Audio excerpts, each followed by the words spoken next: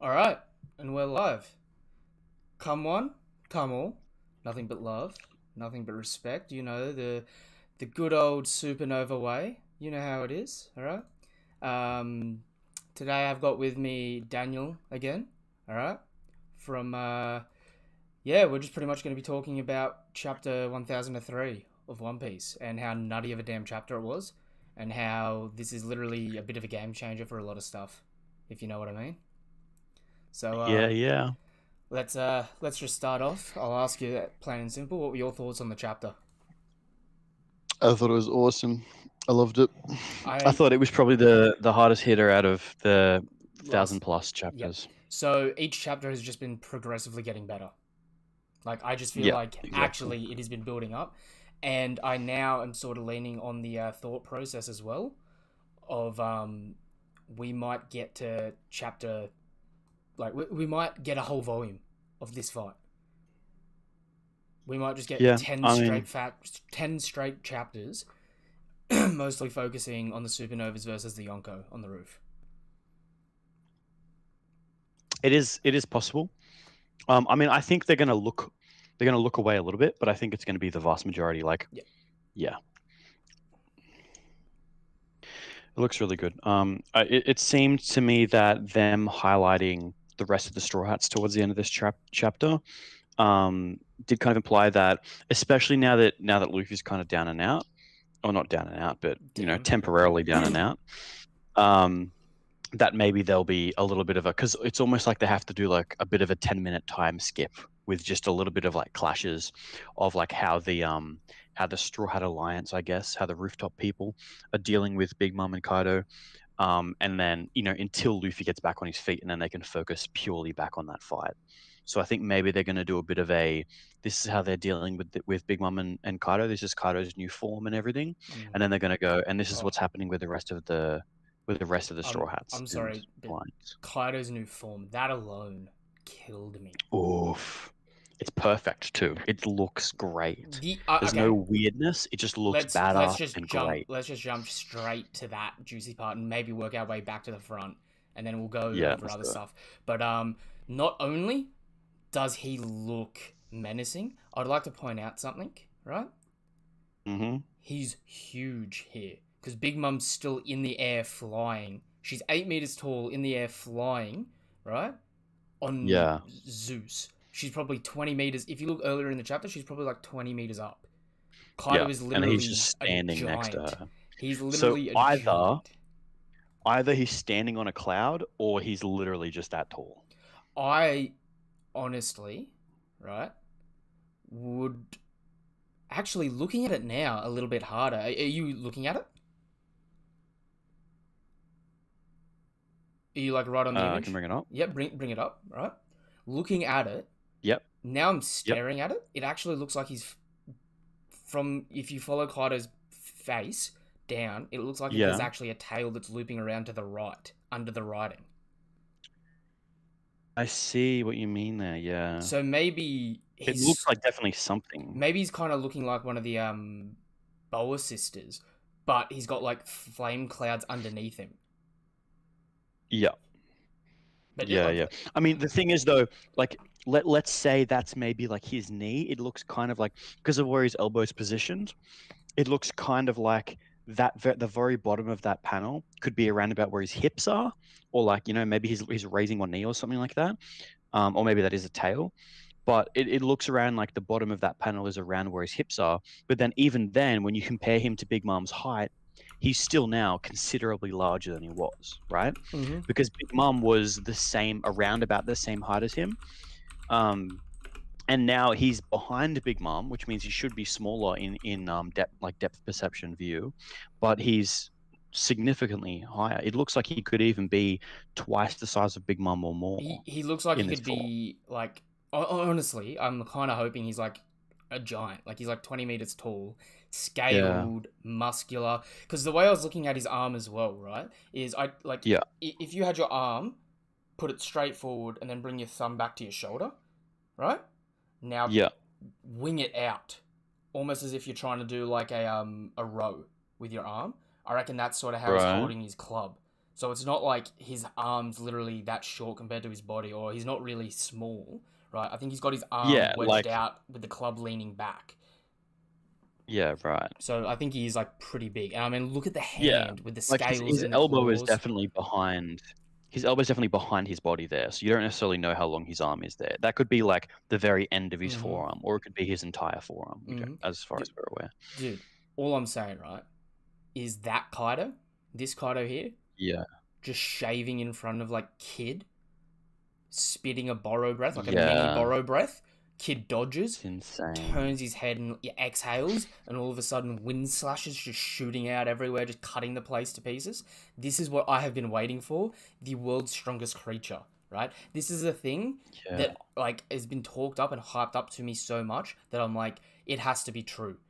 The only reason I ever put put Whitebeard above Kaido is because I felt like Whitebeard's fruit just did like heaps of area of effect damage. So it's never a matter of like him being like technically better. It's dodgeable. just he can counter perfectly for whatever Kaido Yeah, had in store, right?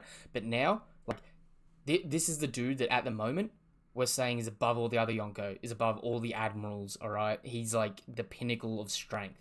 That's why we're doing a team up to have to beat him. And he looks so yeah. damn good. He looks so I damn was really, intimidating. really hoping that he wasn't going to be super like humanoid. Like I'm Mm. sorry that he was going to be super humanoid. I did not want him to have like a massive neck and a massive head on like a human body or I something like didn't want him to wacky look like funny. that. He looks perfect Mm. right now. Like, and you notice even before when he says "Hey Linlin," you can see his hand clearly, Yep. and he's got the claws coming And out the of his hand, scales and he's got even scales on his fingers. So now you know his entire body is covered in head to toe scales. in scales right Mhm. now. It's not like it was before when he was in his normal human form. He is just as tanky or more, probably more tanky than he was in dragon form, and just as fast and aggressive as he was in human form. He's He going to be a monster. he looks clean. Dude looks outright clean. All right, not just clean. He looks like he looks outright clean and good, damn good. Yeah. I mean, like, and I'm sorry, I got to jump straight to it as well. CP0, like Yeah. what CP0? Like I know we all like for the longest we've been going on. Oh yeah, you know we're gonna see Marines show up or this or that. But it started feeling so late stage where it's like there's no other factions showing up. CP0 literally says, "Please continue to do your utmost to take each other out, my dear pirates." They are planning on cleaning up the aftermath. Yeah. They're coming after whoever's weakened, Yeah. 100%. and that's two Yonko. They're assuming And the that's two actually Yonko super are going to be the people interesting. that are alive. Yeah, and exactly that's what I was going to say.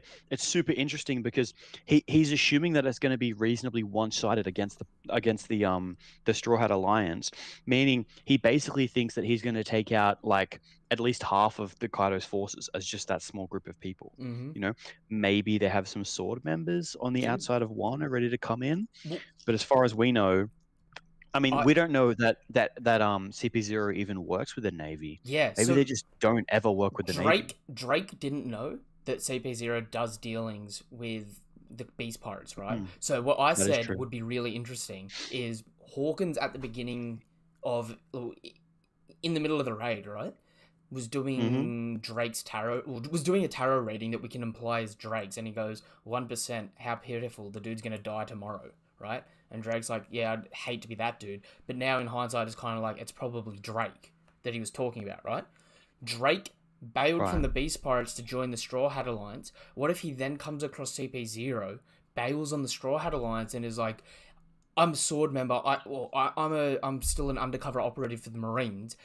Take me with you, or let me join your side. And they refuse, and now he's burnt all bridges. That would be fitting. That would be really, really interesting, yeah. Because we've seen people betray people in One Piece so far, but it's always worked out. They've either succeeded or they've been forgiven. You know, like Squad's forgiven. Yeah. Capone escaped. We've never seen what happens if you just outright fail at this like sort of backstabbing espionage stuff. So that's true. And it would be pretty apt to see someone like Drake do it, because Drake strikes me as one of those pirates who yes, he's a Navy person, and the Navy are generally pretty evil, but there's probably a lot of Navy members who are just genuinely good people. Mm-hmm. And Drake strikes me as one of those people who just wants to do good.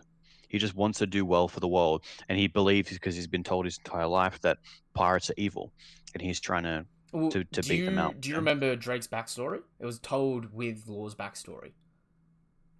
Mm. So the pirate that had Law's fruit on Sparrow Island or Swallow Island was Drake's dad, and so Drake was actually the boy from Law's flashback that escaped, right? And was the person that ended up getting Law freed because once the report came in that a boy had been saved, Doflamingo took down the birdcage and all that.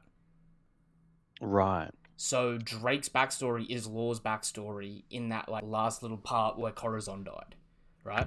So Right. his Okay. dad was a marine that betrayed the Marines to become a pirate and sell that devil fruit, right? After Yeah. that, he got saved by the Marines, taken in by the Marines to then fake being a traitor. So it's like pretty Right. fitting that his Okay. name's like, you know, Red Flag Drake because he's always playing like the double-edged sword or like the, you know, Yeah. the betrayal role. But like, Yeah. it's good. It's good. It's interesting. And more specifically, right? We've lost 400. They've lost 3,000. We're rocking a KD of 7.5 to 1 life. Our samurai killing Yeah. 7.5 to 1 life. So if it keeps up at this rate, we will actually win in the long run because like Yeah. we'll just like eventually And out average them.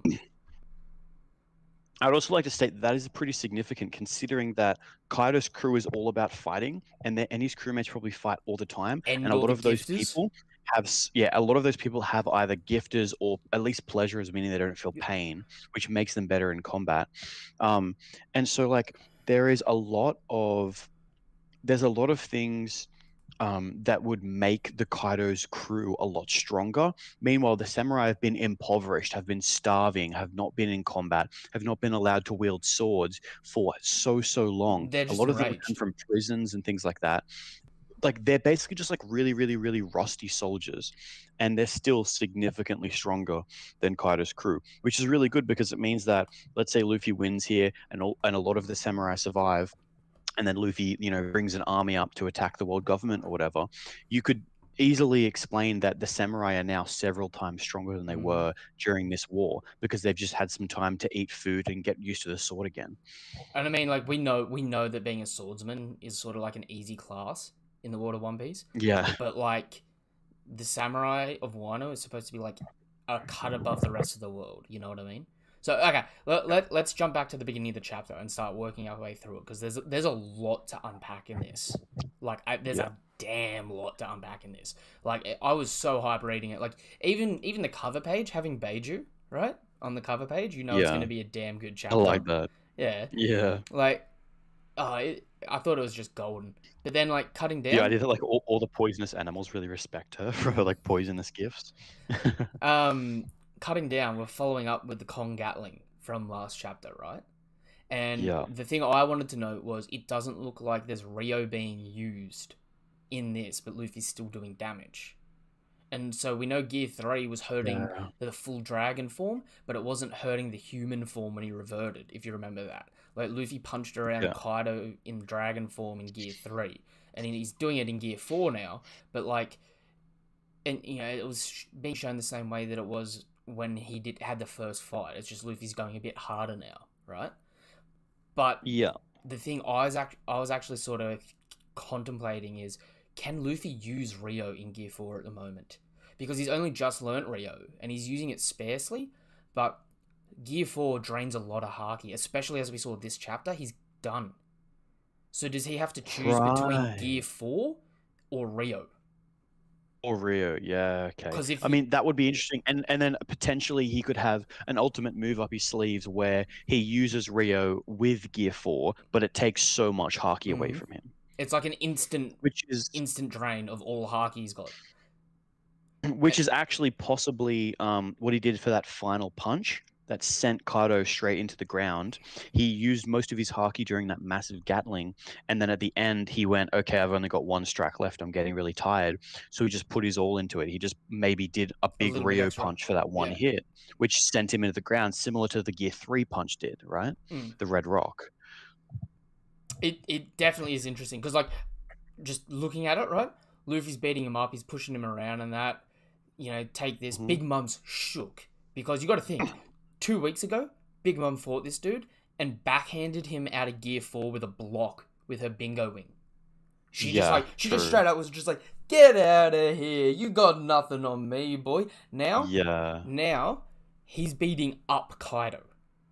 Yeah, and I think that really does give like a lot of credence to the thing that I remember you were telling me about a while ago, where like Luffy spent 2 years learning just base haki, and then he came out of the time skip and he's just seemingly like just as good at haki as people like Kid and stuff like that. And it's pretty annoying. But then when you consider that within 2 weeks he's fought Katakuri multiple times, learnt Future Sight, learnt Ryo at Wano, gained all of this strength, and now he's beating up Kaido. He's going from being one shot back, or from being like cracker level barely, to now beating up Kaido. It's insane the level of growth that he has, but I think that's because he has such a solid base that Rayleigh taught him of haki and the understanding. He just knows. Just like to actually break that down for a moment, right? More specifically, Rayleigh was with him for a year and a half, and then Luffy had 6 months on his own. So in a year and a half, he mastered the basics, right? So in a year and a half, he mastered the basics. We don't know how long it took the rest of the Supernova, but we know at the end of 2 full years, they had the basics for some of these people, right? We haven't even seen it from Kid and Killer yet, but we know Law in 2 years learnt the basics, right? Luffy went from having a perfect mastery of the basics to using an extra couple of months, right, to boost it more with his Devil Fruit. Like, we know he was using Gear 4 with Rayleigh, but seemingly he was like more focusing on his defensive aspect of, like, you know, being rubbery in that 6 months on his own, and just like getting more fine-tuned with the way he's able to actually activate his armament haki and all that sort of stuff. Like, it's definitely good. But like, then you take that and you go, you've got someone that's got a perfect understanding of the basics, and you got other people that are so skilled that they were able to learn the basics on their own without the tutoring. You know what I mean? Now you put them in the same situations, and this is what we're seeing the differences here. Luffy's seeing these other high-tier people use techniques and immediately adapting their skill sets into his like fighting ability, whereas the people like Kid, right, who Kid fought Shanks' crew, we assume they're haki experts, right? So the fact that Kid is like near Luffy in strength, roughly, right, but isn't being able to implement these high-tier skills is just because he doesn't have that same great foundation. Because, like, realistically, if you try to do... Like, it's like the gym, you know? If you start training something wrong, all you're going to do is make that imperfection worse over time. Yeah, exactly, yeah.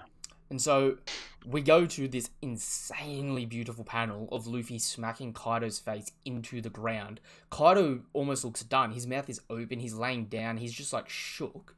He's literally been punched. You get that little image of Kid just, like, literally shook, like, gritting his teeth, just like, what did you just do with a brute force punch? What is up with this guy, right? And then immediately jumps out and, like, you know, Kid's like, what? He got smacked already? And he's like, no, it's a drawback. And Kid's like, oh, okay. Well, this is the thing. Luffy gets stronger, but it only lasts so long.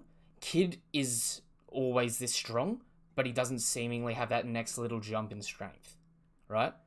Yeah. So, like, Kid, pre-time skip, Kid is like a Gear 2 Luffy with Gear 3 attacks, right? He's like Gear 4 Luffy without the haki. But, like, but now, like, that sort of stuff doesn't matter, especially when Luffy's using such advanced terms. And, like, you got to think about it. This isn't just, like, I can imagine a lot of people are going to be like, oh my god, Luffy can only hold Gear 4 for so long. Oh, what a waste. Luffy's been using Rio. Luffy's been using Gear 4, which uses an excessive amount of haki, while using Future Sight in Gear 4 to dodge attacks. He's been using 3 super advanced techniques back to back to back to back to back.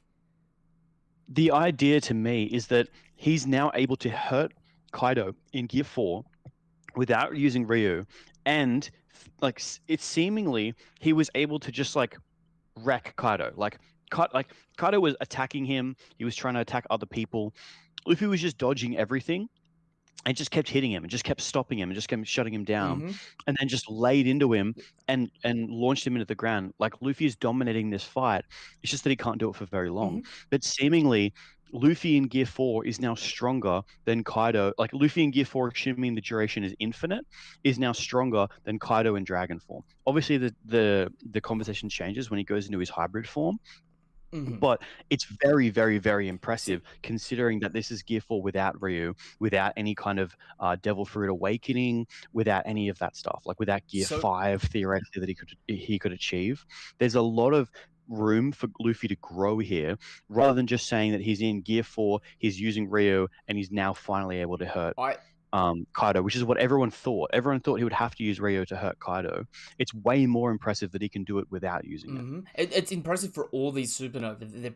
They're packing something that can hurt the Yonko now, just without Yeah. having to use these advanced techniques, and that just is a testament to how good they are, just on jump as people, right?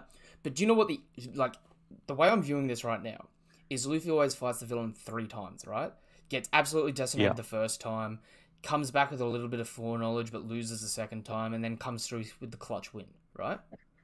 I Mhm. think what's going to happen is it's going to happen twice, once with Luffy and once with Kid. I reckon both of them are going to have 3 fights with Kaido here before Luffy inevitably wins, in a sense. You know what I mean? Where Luffy and Right. Kid both have already been taken out once. Luffy's out now for the second time, right? And when he comes back, he might not go into Gear 4. He might just try and stay based, or he might be out, and while he's out, everyone else loses. You know what I mean? Yeah.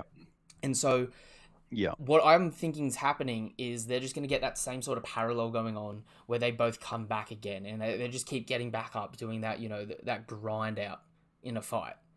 But yeah, Yeah. like Luffy's out here. Big Mum comes down with the motherly fire. Big Mum keeps pulling out more new different attacks, right? Mm-hmm.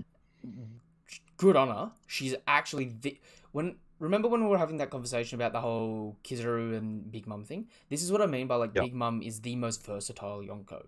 All right, she is Yeah. the definition of a mid-tier Yonko because she's great in every situation. She doesn't excel at any one, but she's great at every situation. She can always adapt, and it's like, honestly, as a Yonko, that's probably the more terrifying thing because it's like, One thing that I wanted to point out is that Zoro saw this coming and went, "Uh-oh, I can't block that." Grabbed Luffy, jumped out of the way. If mhm, Zoro could block that, he'd block that, right? mhm, That is a very powerful hit, considering that Zoro can't block it as a swordsman. That's pretty crazy. That level of strike the Big Mom has.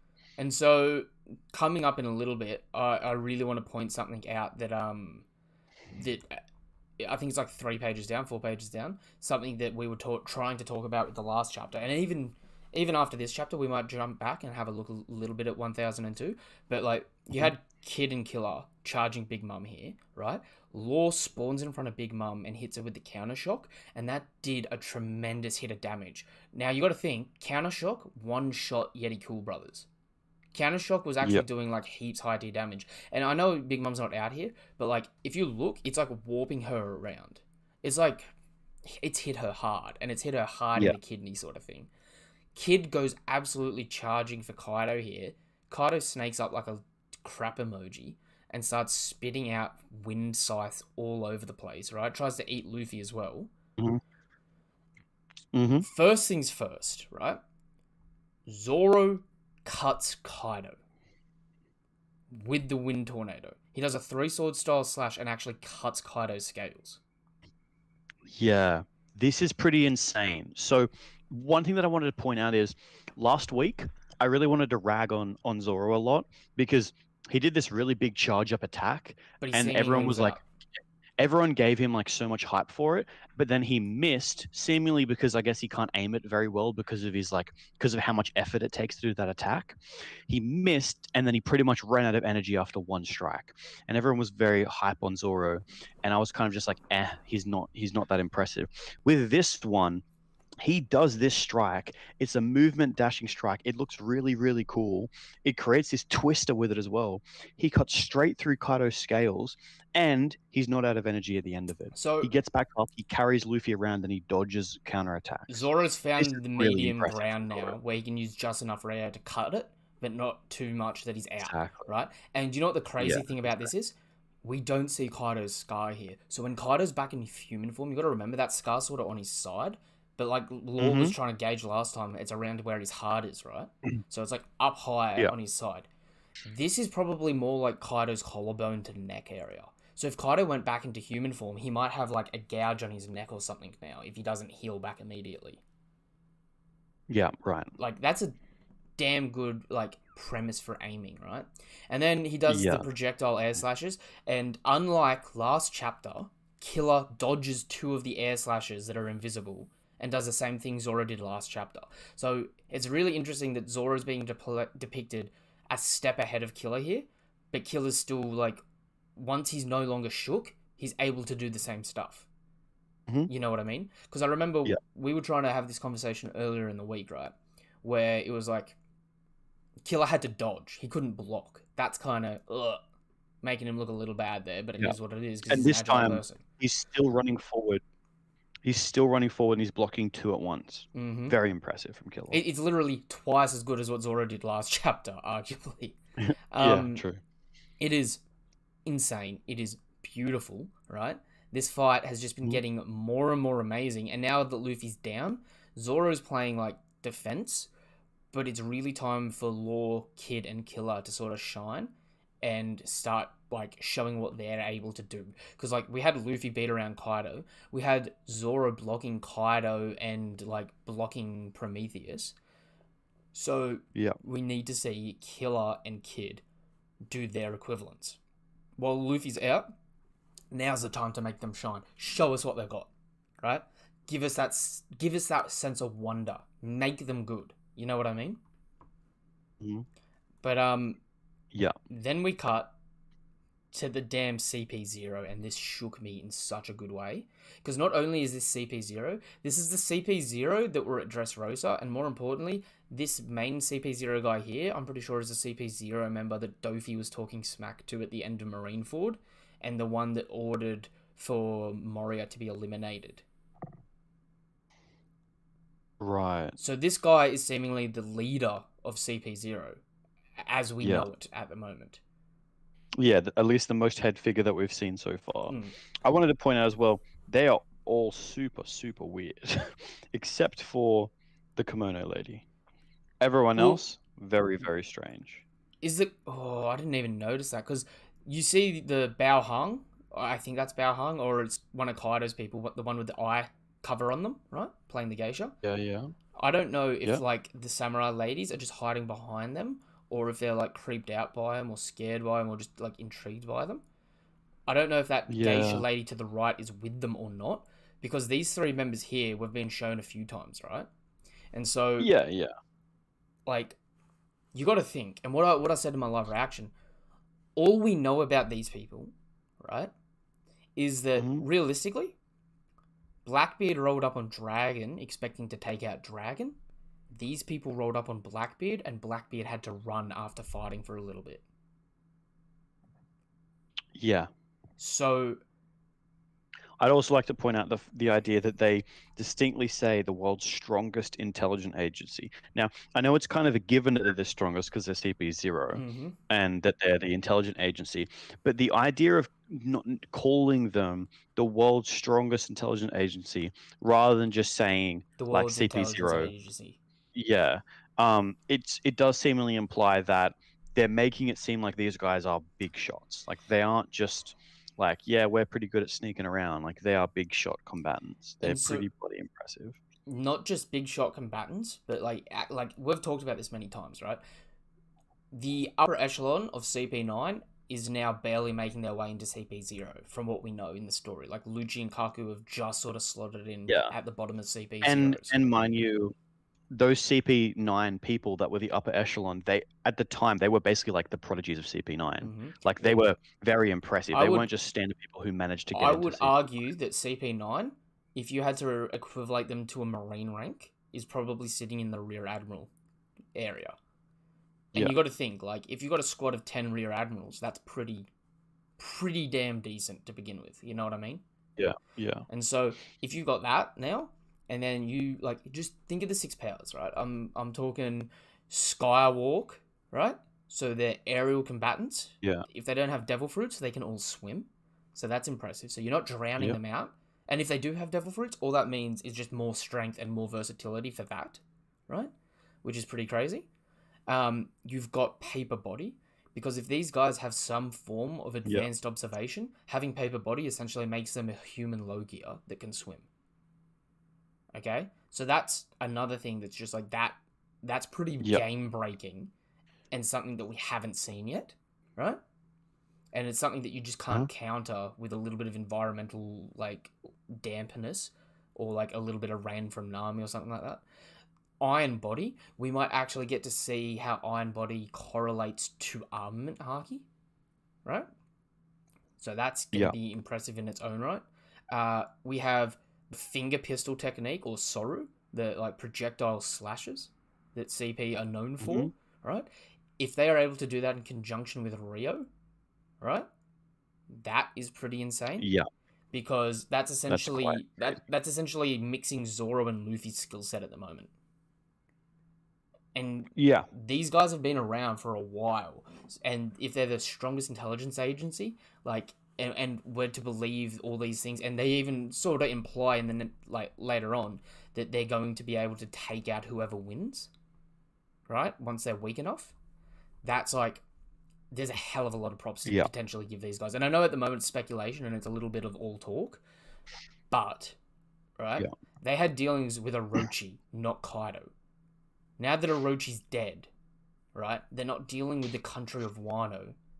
They're putting up with Kaido the pirate, right? Yeah, yeah. So it's no longer a matter of we have a business deal going on, right? Because Kaido's essentially gone back on the business deal by killing Orochi and saying that they're going to start going after the ancient weapons. So essentially, deals off, business is off, fights on. I also wanted to point out, like, with their design, very, very interesting. The main guy who looks kind of like the leader, he's seemingly wearing some kind of like almost like an admiral's shirt, like the kind of suit outfit. Yeah, the kind of coat that I would assume like an admiral to be wearing. In addition to that, he's got like the nice bowler hat, and he's got a medal on his chest. My question to you would be, do you think that medal is reminiscent of kind of his background? Maybe he was like the leader of some kind of country, or like a general of some sort of country, and he won that medal, and now it's just sentimental to him? Or do you think it's an actual medal that he's earned in the line of CP0 duty? I reckon it's more paralleled with Akainu's rose in the same place. Yep. So it's like Akainu So he basically represents the leader of all CP0. Potentially. At this point in time, I would not be surprised, because more specifically, right, Kong is the leader of CP0 and the Marines as an entire organization. He's above Akainu, right? So if this guy's on equal but more secretive levels to Akainu, at least in rank, and they're both just under Kong, I wouldn't be surprised if they're displaying that by like having them have the same sort of symbolism in the same area, if that makes sense. And another thing I wanted to point out as well was the seemingly like towel or scarf that he has over his shoulders, the black scarf with the white dots, seemingly has some kind of, Oda doesn't do designs like these for no reason whatsoever. Like, he'll design a character and he'll kind of come up with like their story, right? Like why they would like that thing. And obviously all the CP0's characters look very strange. Like they would have quite weird obsessions on little things. Maybe something in this guy's past has led him to just really, really like this scarf, and he has some kind of story around this scarf. Do you know what would actually be very interesting and tie in a near perfect way? Yeah. If these characters are from the Little Lamb's orphanage with Big Mum. If these are products of Mother Carmel's top students being sold to the Navy and the world government and to CP0. And they actually Right. have a history with Big Mum. But it's That would essentially be pretty interesting. but it's essentially saying like what would have happened if she did get sold. Yeah. I mean, a lot of this stuff is quite weird. I mean, so look, if you look at the guy that's holding the mask in his hand, he definitely has a very tribal Okay, thing going so on. hang on. So that guy there, right? Yeah. Little Lambs Orphanage, One Piece. I'll send you a photo of some of the kids, right? Mm-hmm. So you've got the Discord up. Yep. Where is it? I'll put it in general because I know people have talked about this in the past. So this isn't necessarily a theory that I've just come up with. It's something that people have speculated on in the past. Where did that go? There we go. And so if you look at the one holding up the mask from this chapter, the CP0 member, look at the orphan on the far left.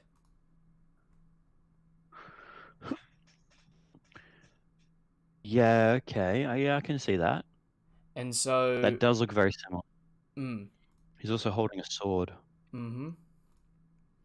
And so there is a potential that like some of these masks represent their past. I don't necessarily mean all of them have to be there, but like it'd be also very interesting if some of these kids before Linlin's birthday got sold off to the Marines. Yeah, yeah.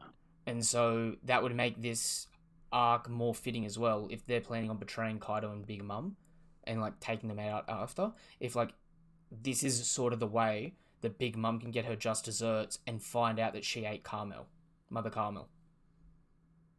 Yeah. Instead of it like That is pretty interesting. instead of it going down with the protection of her family trying to keep her oblivious to the truth, the one time they're not around, coming in contact with someone that would know the truth. Yeah. That would be pretty game changing, and it would be good plot twists for a late stage. Moving on, right? We see Beppo, Sachi, and Penguin. Now, I definitely saw Beppo earlier in this arc with Law fighting, but Sachi and Penguin, I could have sworn were on the submarine. So I'm now questioning whether or not Law's crew has docked and is now invading from the outside as well, from one of the flanks. Yeah. And seemingly, they're doing reasonably well taking out beast pirates. So they're at least beating fodder. So Law's fodder is at least better than Kaido's fodder so far in one-on-ones. I mean, they're not his fodder, to be fair. Yeah, true. They're not Law's fodder. But yeah, like we're at the stage now, right, where I think what's going to happen is we're going to stay focused on the Big Mom Kaido fight, but we're slowly going to cut away little bits for like a page or two at a time to what's going on. And the tragedy is going to be getting overwhelmed by Kaido and Big Mom partially, and having all of the generals go hybrid and start to overwhelm all the Straw Hats. I think that'll be sort of where we end in the next 6 chapters, right? Yeah. And that'll be sort of like ending up, like getting close to the end of Act 3, where the tragedy is we're getting beaten all of a sudden. But it'll be before the Straw Hats like second win. And so if we're looking, right, we've got Frankie and Sasaki fighting at the moment. Nothing super special there. Bit of a letdown that Sanji's still fighting Black Maria and running for his life. Like I felt like Robin or someone would have, done something useful here by this point in time. Yeah, I think that's for on-screen showing, though. I don't know if they want to off-screen that. Yeah. And then we have Usopp having fired some shots. We don't know if it's Kibi Dungos or not. Tama's pointing out to watch out for something. Potentially it's Ulti, because in the next panel we see Ulti in her hybrid form charging after them. So seemingly they're about to be caught up. More interestingly, we see Jinbei, and Jinbei has not got a scratch on him. And he's 1v30ing the whole Who's Who crew. Yeah. So the fact that we've gone a few minutes I now think they into want the to show conflict. Jinbei's fight. Yeah, I'm not sure. I think what's going to happen is I think they're going to essentially go back to what they were before. I think they're going to have around about half of every chapter focused on the main fight, with the other half Yep. focused on jumping between the Straw Hat Alliance and all those fights that are going on. And I think there's going to be a little bit less dialogue than there was previously, and it's going to be more just like this is doing this is doing this, and this is doing this. Hmm. And then you'll move on from there. Whereas I think the proper fight, the main fight, is going to be a little bit more dialogue heavy, or as dialogue heavy as it has been, at least. No, definitely. And interestingly enough, right? Not Ulti, Yamato. I don't know if she's Hmm. had her wounds catch up with her, or if she's trying to do something different, because she looks like sort of out of it. And if we're looking at Momo and Shinobu, they kind of look really shocked at her all of a sudden for whatever it is she's doing. So we don't know if she's defending, or if she's just like Yeah, fatigued, or if I mean, she's there leaving. are beads of sweat going down her face. Mm. It looks like she's fighting off someone. Mm-hmm. And I so guess we're going to find out that next chapter. potentially. And then, I mean, again, this panel here of the CP guy looks absolutely amazing, right? I just absolutely love it. Yeah, But yeah, it and then we end again with Hybrid Kaido. Like, how can you not love Hybrid Kaido? Hybrid Kaido is just like this chapter just got it progressively got better, but it was great from the beginning. yeah. Like each and every moment just added another level of oh my god, this stuff is great. You know what I mean? Hmm. So yeah, it is what it is. It was such a beautiful chapter. Do you have any predictions for next chapter specifically? Not necessarily. I think a lot of the fighting. I think they're going to show off Hybrid Kaido a lot, and it's going to just basically be him being way faster and way stronger than any of the alliance is predicting. He's just going to be speed blitzing them and strength,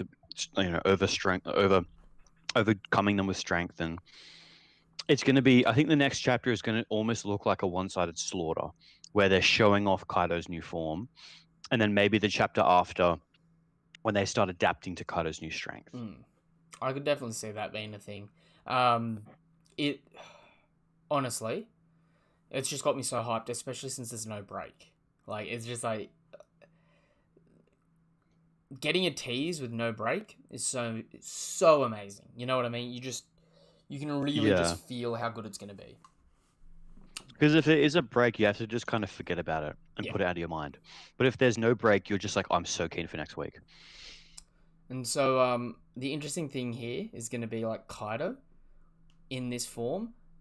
Like, is he just gonna form fire underneath him and just skywalk at people? So there's like, land, sea, or air. There's no escaping the fish fruit. Yeah, that would be interesting. I'm keen for it. I'm like actually disgustingly keen for it. Yeah. Is there anything you wanted to touch on from last chapter?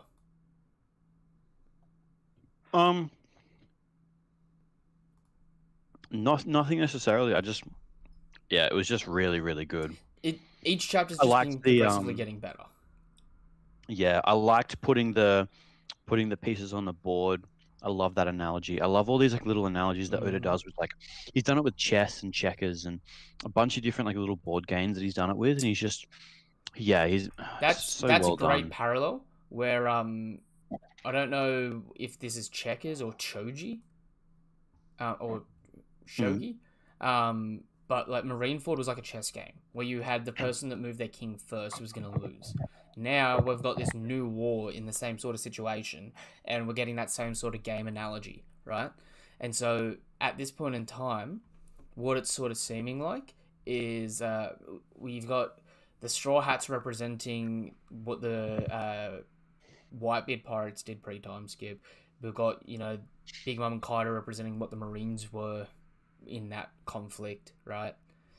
Yeah. The more interesting thing now is like we've gotten a few betrayals on each side, but like we still need that little boost of reinforcements from like the Annie's lobby. Oh, it's not Annie's lobby, from Impel Down sort of stuff, which might come from Usopp taming some of these people, and so some of these tiles might start swapping sides. So we're getting it. That would be interesting We've been if seeing if they started flipping the colors for the tiles. because we've started seeing people.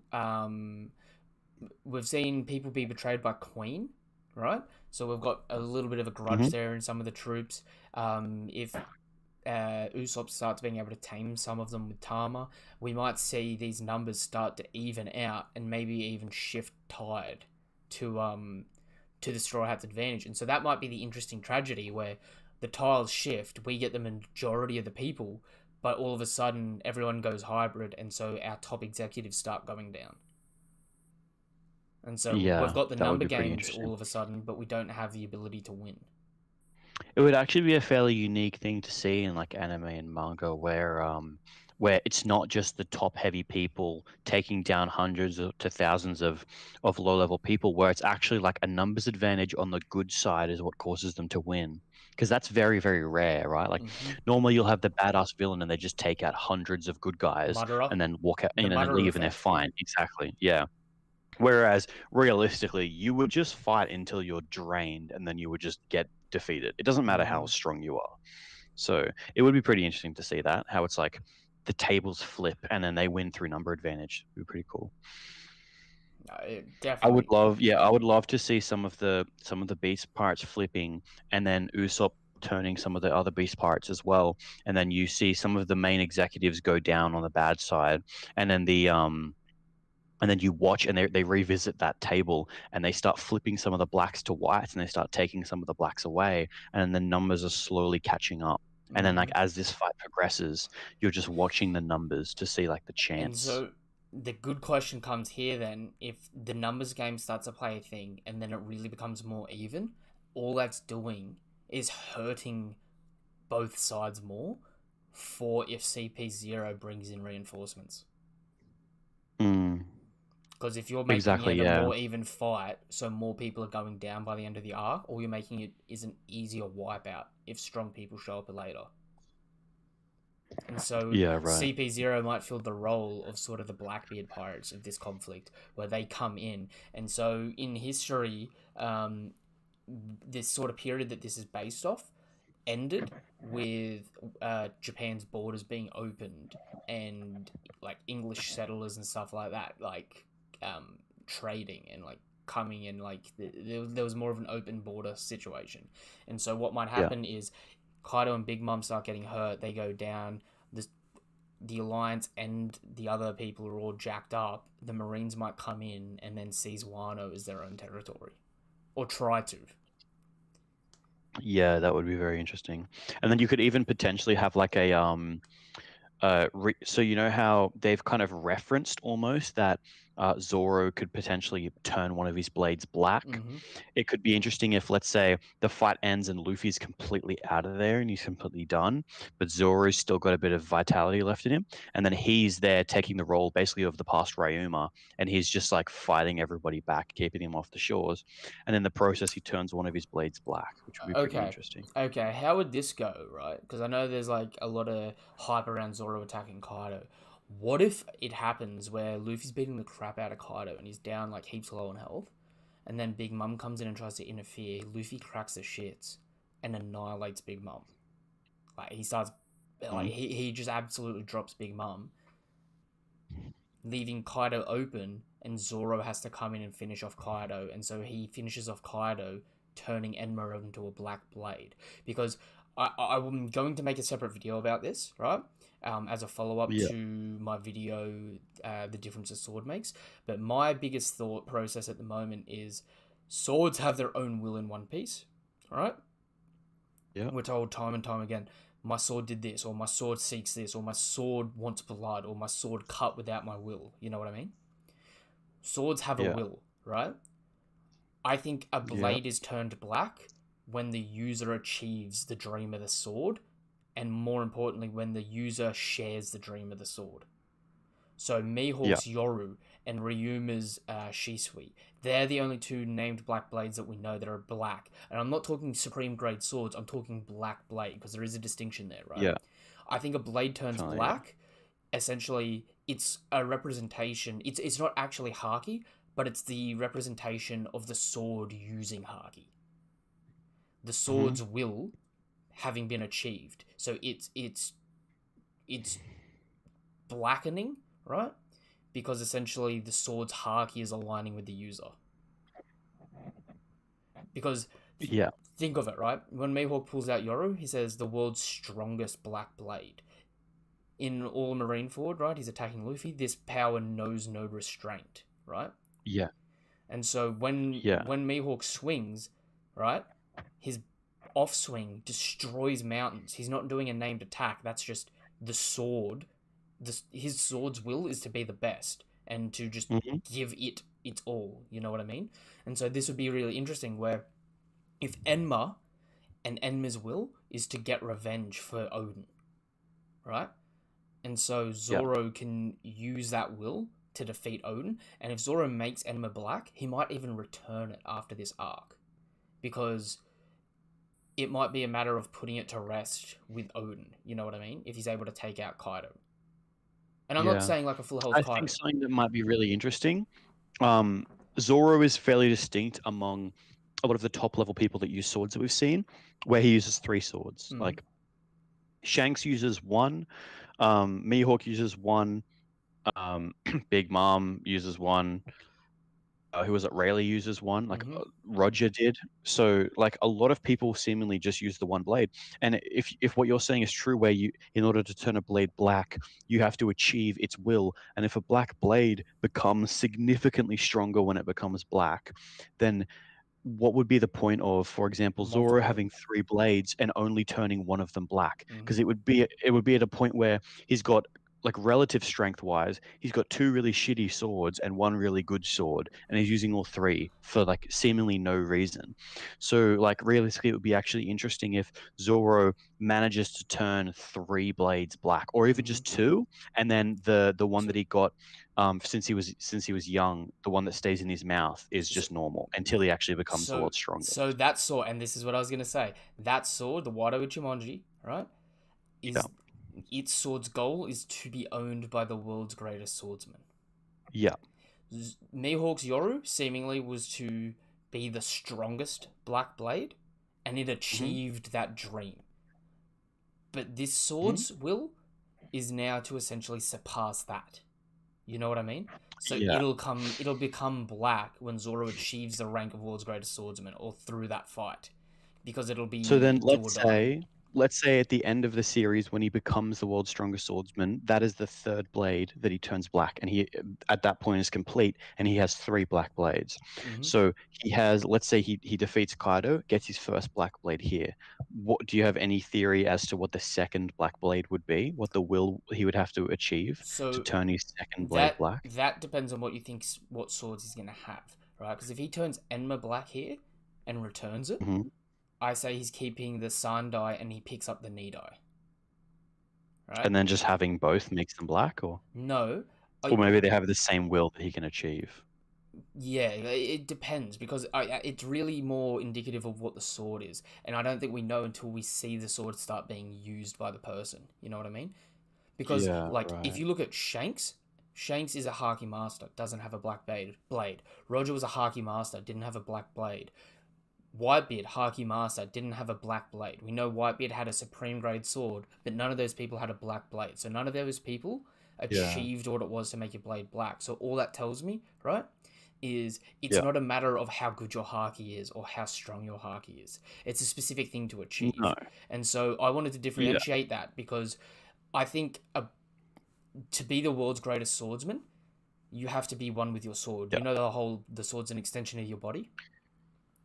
I think it's I think that's what makes a difference between a swordsman and a fighter. Like, if I'm putting it into like a really simple term, right? If you know Advanced Rio, so you know how we saw Kaido and we saw Whitebeard and Roger use Advanced Rio on their weapons.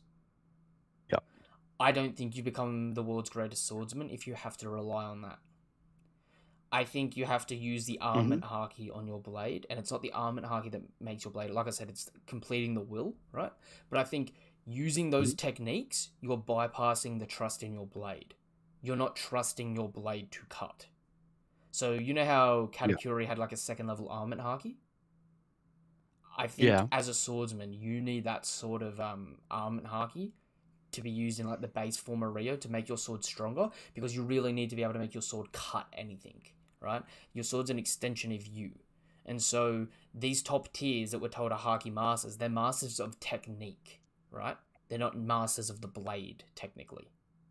Yeah. And that, to me, that's the distinction of that, because it's a very like sort of finite difference between them, but it really makes a very big different impact on the story when you actually take a very hard look at it and you actually start to try and analyze what it is they're doing and what differentiates them from other people. Because we knew that Ryuma was essentially the world's greatest swordsman, or at least Wano's greatest swordsman at the time of his life, and he had the first black blade that we knew of, right? The second person is Mihawk, right? And so Ryuma's Shisui, right? If you've ever read the one shot Wanted, right? Ryuma wanted to fight the world's greatest swordsman, but he didn't know he was the world's greatest swordsman or the best swordsman in the land, right? They called him King. And so his sword's goal, I don't think, was necessarily to become the greatest, as opposed to protecting what he cares about, which was Wano. And so we get the lore of Ryuma reiterated in this arc by Yukimaru, that he protected Wano from countless invaders, and through those endeavors turned his blade black. So it was about protecting Wano that achieved his dream and turned his sword black. For Mihawks, seemingly it was the drive to become the world's strongest that turned his black. And so if you actually look at that as well, once he achieved his dream of the world's strongest, Mihawks hit a stalemate, right? Where his rival in Shanks has essentially abandoned him for Luffy, and so he lost his arm, and so that ruined the only type of progression that Mihawk could have, right? And so now he's taken that same sort of view set that Shanks had and applied it to Zoro, where he's bet on Zoro to become a greater swordsman in the one day for the hopes that Zoro will challenge him. But ultimately in doing that, all he's doing is paving the pathway for Zoro to achieve his black blades, which are distinctively to overthrow Mihawk. And so Mihawk will finally get what he wants in being the strongest by losing, having created the strongest, in a weird roundabout way. It might also, it could honestly also be like ridiculously interesting even if Mihawk gets defeated and his blade stops being black. In some capacity, like it shatters the will, or it redefines the will of the blade in some capacity. That, again, that's speculation, and we're going like way out in left field there for that. But like, there's a lot of these possibilities and a lot of these different things that could happen. You know what I mean? Yeah. You sounded like you had something to say. Go for it. It's just really interesting with the blade stuff, because it could be like it seems like something that they would have brought out earlier, like something that we're going to work towards, but it seems like Oda just wants it to be something that just happens. Like I kind of imagine right before Zoro gets his first black blade, he has a bit of a flashback to when he was talking to Mihawk, and Mihawk explaining the concept of the blade's will and how to make a blade black, and things like that. I can point to multiple points in the story where this has been set up since the beginning of the story, right? And like I said, I have this whole video plan to condense this down. But if you go back all the way to Logtown, when Zoro got the Soundai Katetsu, right? And he got Yubashiri. We got told they were cursed blades. He threw the swords up, and the sword's will was to not cut Kaido. But then as soon as we got to Whiskey Peak, it wanted blood, and so it was attacking Kaido. It's not attacking Kaido. It was attacking Baroque Works members without Zoro's consent until Zoro controlled it, right? And that's the difference. A world's greatest swordsman and a top tier swordsman can control a blade, but you will never become the world's best swordsman until you're able to control your blade, but your blade wants what you want. You know what I mean? And that's the big distinction there between being a sword user like Big Mom and having swordsmanship and living in, the life of a samurai. You know what I mean? Yeah. Where it's like, if you go from there, right? Realistically, jump to Impel Down. When Shiryu got released, as soon as he touched his sword, he couldn't help but cut down people. And so I think that'll be the plot line where Zoro is someone that controls his sword and will eventually achieve the dreams of his sword because of his good nature, and even like throwing in some of like the principles of Zoro being based off like being like fundamentally Buddhist throughout the story, which is interesting. How you've got Mihawk the Christian, Zoro the Buddhist, both going to be the world's best swordsmen, sort of thing. But like, if you look at Mihawk, he controls his blade when he wants to.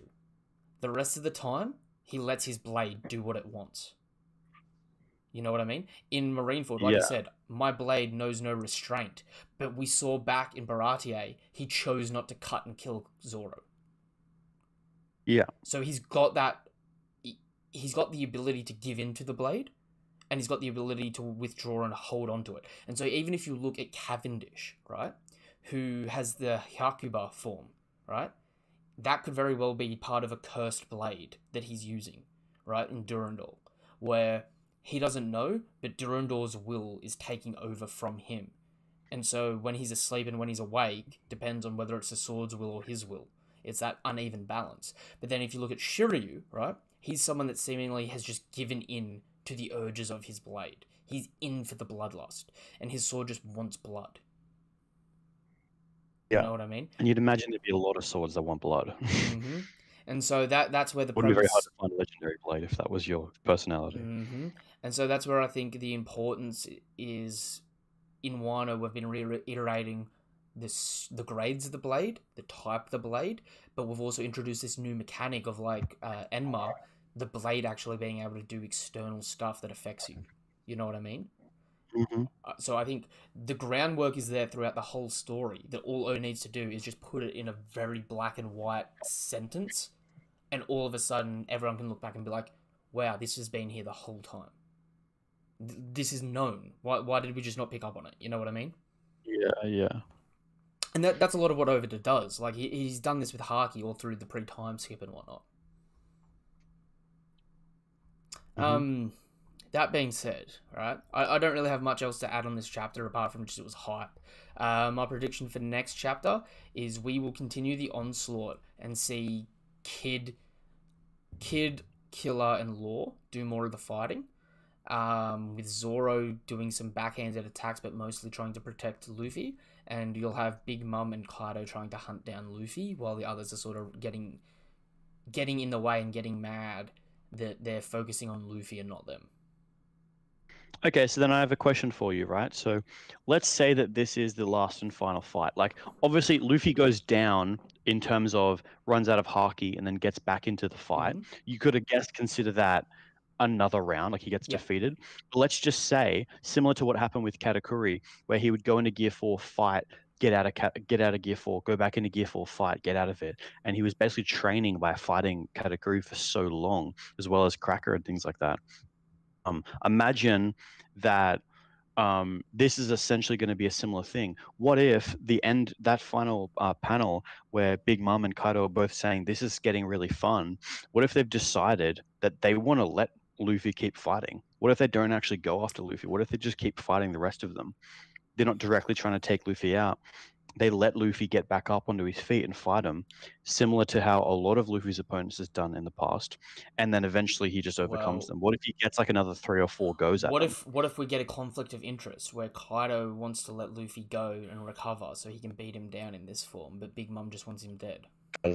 Yeah, right. I mean, it does seem like Big Mom's scared of him, while Kaido doesn't really give a crap. Kaido's in it for the thrill. Big Mom just wants her revenge. All throughout Whole Cake, she didn't really want to kill Luffy, but now that we've escaped Whole Cake and she's had that damage to her reputation, that warrants a death sentence, and she's trying to do killing blows on Luffy now.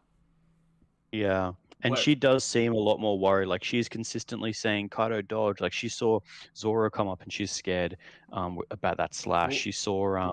this is the difference Yeah, here she saw Luffy where punching Kaido and got scared. Big Mom doesn't have a healing factor, seemingly, so she needs to actually worry about this. She's got her durability, but her HP is what it's at. Kaido's been Yeah. recovering. Like, Kaido's got that Wolverine, like, no injury has lasted. So he doesn't have to be as careful. He can afford to be careless, but it might I want to see. You go. I want to see what happens with the blade. I want to see if the cut is actually still there, because the interesting thing to me is that all of his damage has been internal so far, because it has had to be, because no one could pierce the scales. He does have a scar from Odin. Now the idea that I'm thinking is either he doesn't have that much of a healing factor. It's just that a lot of the wounds that he's been building up, he's just really tough, similar to how Luffy is. Maybe. And he is accumulating damage. It's just not doing that much to him, because obviously these people are quite a bit weaker than him, and he's a very, very durable dude. And I think potentially he could get worn down eventually and defeated. But the other thing is the idea that it could be an opportunity for growth, where we saw Garp punch Marco, and Marco couldn't recover from that damage. We've also seen Odin slashed Kaido, and that slash is the only bit of damage that has ever been inflicted on Kaido that's caused a permanent damage. So theoretically, there's a type of haki that actually allows you to negate someone's regeneration factor, and potentially that's an opportunity for Luffy to have to develop that type of haki, similar to what Garp has, which I think would be the top level of what Garp even has. I think that is like his ultimate haki ability, is that strength of haki that he has. This might sound dumb, right? But Mm-hmm. has CP0 left the country and come back for this party since it's been 2 weeks? Or did they just never leave Wano? Because last time we saw them, Right. we were told don't come back unless you're going to bring Vegapunk.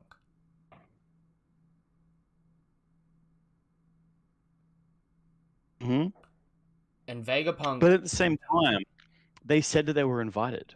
Yeah. They said they were invited to the festival. Yeah, true. I dare say they never left in this situation then. Yeah, so Because- maybe that was his deal, and he was saying don't come back, but then he was like, but stay here for a couple of weeks and come to our festival, Yeah. then leave and go bring Vegapunk back. Because if not, right, and they've brought Vegapunk is the person that knows the inner workings of devil fruits, right? And so we might get some form of explanation from him where it's like, there's a type of haki that exists that you can utilize it with your devil fruit. That's what Gear 4 is, and it keeps the stretchiness. But there's a type of haki that supersedes that. They can damage the fruit in the user. Mm. And maybe that's what Garp did to Marco. Bypassing the devil fruit's healing factor by hurting the fruit itself or something in that capacity. Yeah, right. I mean, you would imagine that if that kind of knowledge exists, Garp would know it, being the hero of the Marines. And so, like, they might not know they're doing it because it might be super top secret, but it might just be sort of like, you know, a thing that people can unintentionally do to some capacity. Not that it matters. Yeah. Man, this has been a good chapter. You got any predictions for next chapter? No, none more than I've already said. I just think they're going to keep on fighting. I think we differ slightly, where I think the rest of the Straw Hats are going to come in a little bit more. I think you agree that they're going to come in a little bit, but I think they're going to come in a little bit more. I think it's more like this chapter, where half the chapter, or more than half the chapter, is the fight. But we end off cutting away, getting a little bit of progression, ending with the fight. Yeah, I think it's going to be about half and half. Maybe. Because...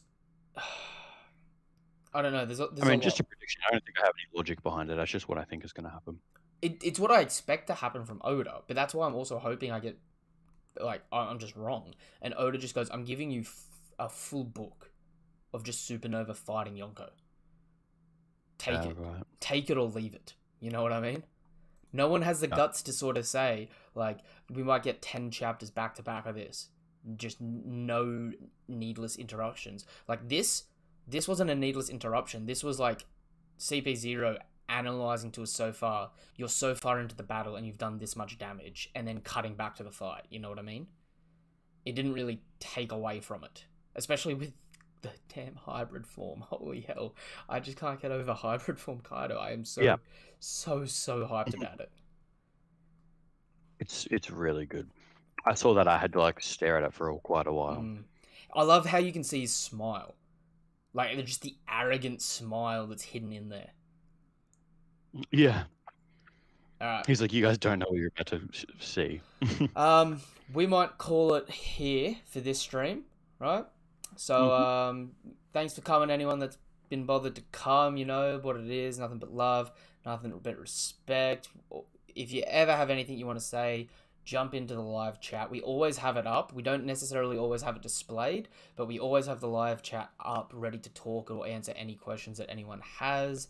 If you want to help out the channel, hit subscribe, hit the bell icon. You know what it is, you know what it does. If you want to talk anything anime and manga related, the link to the Discord is in the description down below. You know what to do. Please have a good day, and until the next video, bye.